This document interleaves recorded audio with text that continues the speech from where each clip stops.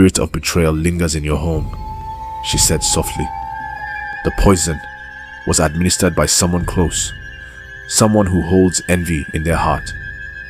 She then revealed the name of the person who had poisoned his water, his stepbrother from his father's second wife, a man who had always harbored resentment towards Ekene's success. He confronted his stepbrother, cornered and unable to deny Mama Efe's insightful accusation. The stepbrother confessed his heinous act, driven by jealousy and a twisted sense of entitlement. The betrayal cut deep. The trust that had once bound his family shattered into a million pieces.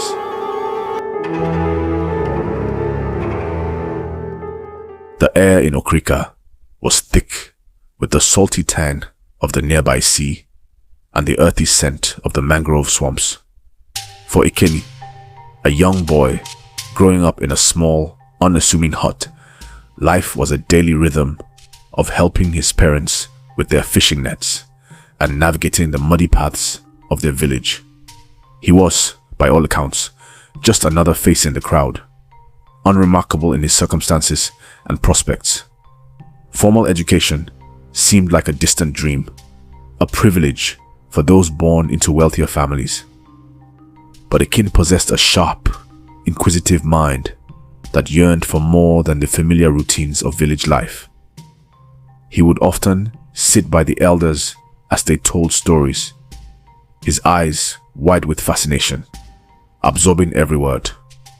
One day, a visiting missionary, impressed by Ekene's keen interest, offered to sponsor his education at a school in the nearby town.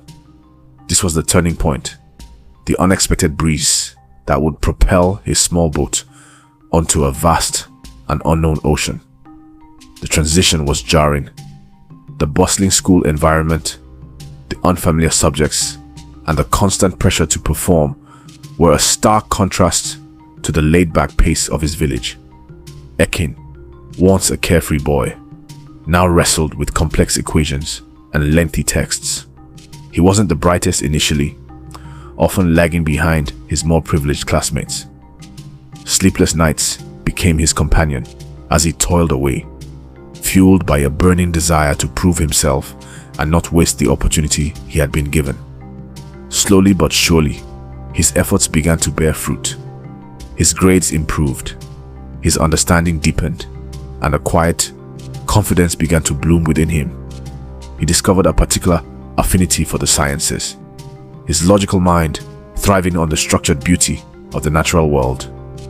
Years flew by in a flurry of lectures, assignments, and examinations.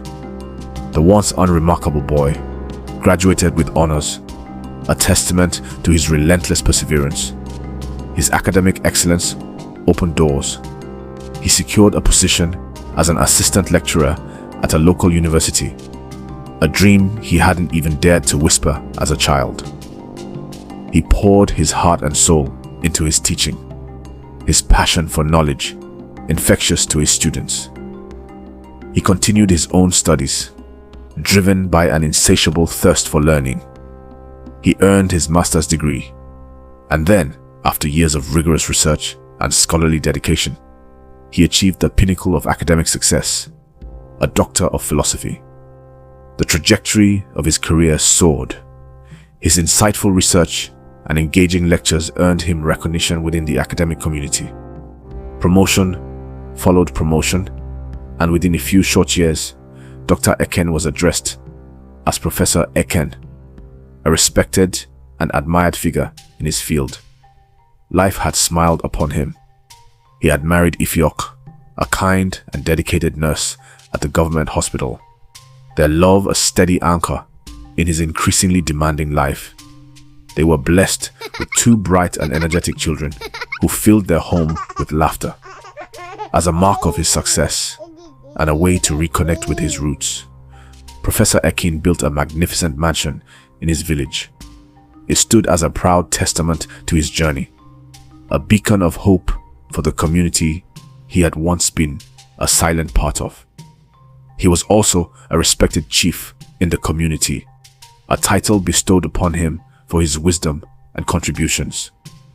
Every weekend, he and Ifiok would make the journey back to their village, embracing the familiar warmth of their ancestral home and fulfilling his chiefly duties.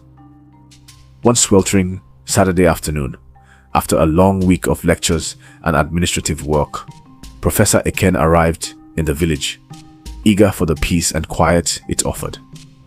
Ifiok had arrived earlier due to her work schedule. He walked into the spacious kitchen, the cool air a welcome respite from the heat. He opened the refrigerator and saw a bottle of water he had brought from the city earlier in the week. Thirsty, he unscrewed the cap and took a long gulp. As the cool liquid slid down his throat, he noticed something peculiar. Tiny, almost imperceptible particles floating within the remaining water in the bottle. A knot of unease tightened in his stomach. How could particles have gotten into a sealed bottle? He hadn't opened it since he first drank from it days ago. A wave of nausea washed over him. He quickly called Ifiok, his voice laced with concern. He described the strange particles, his heart pounding with a sudden, inexplicable fear. Ifiok's cheerful tone instantly dissolved into a frightened tremor. She began to shiver uncontrollably, her mind racing with terrifying possibilities. The next day at the hospital, Ifiok was a shadow of her usual self. Her hands trembled as she attended to patients, her mind consumed by worry for Eken. During a quiet moment, she confided in the senior doctors, her voice choked with tears as she recounted the events of the previous day. The doctors, concerned by her distress and the unusual circumstances, suggested they run some tests on Eken immediately. Ifiok made urgent calls, arranging for samples to be collected and rushed to the hospital laboratory. The results came back with terrifying speed and clarity. Professor Eken had been poisoned. The substance was potent, fast-acting, and could be fatal within 72 hours. 24 precious hours had already passed, and Eken had begun to experience strange bouts of dizziness and stomach cramps. As Ifiok and the doctors discussed the grim prognosis, their voices hushed with urgency. Another nurse, Sister Agnes, happened to be passing by. She overheard Ifiok's tearful explanation and the gravity of the situation. Her face creased with concern. She approached them. "What is it, Ifiok? What has happened?" she asked gently. Ifiok, desperate and distraught, poured out the entire story to Sister Agnes, the words tumbling out in a torrent of fear and anxiety. Sister Agnes listened intently, her brow furrowed in thought. When Ifiok finished, Sister Agnes's eyes lit up with a sudden idea. "There is a powerful herbalist in the next community," she said urgently. "Mama Efe. She has incredible knowledge of traditional medicine, especially when it comes to neutralizing poisons. We must take Professor Eken to her immediately." Hope flickered in Ifiok's eyes. With the doctor's hesitant blessing, they made the urgent journey to the neighboring community. Mama Efe, a woman whose eyes held the wisdom of generations, listened calmly as they narrated their ordeal. After examining Ekene, who was now visibly weaker and paler, she nodded gravely. "The poison is strong," she said, her voice low and steady, "but not beyond the reach of the earth's remedies." She prepared a potent concoction of herbs and roots, its earthy aroma filling the air. Ekene drank the bitter liquid, his body racked with shivers. Soon after, violent spasms gripped him, and he began to vomit profusely, a stream of greenish, foul-smelling substances pouring from him for what seemed like an eternity.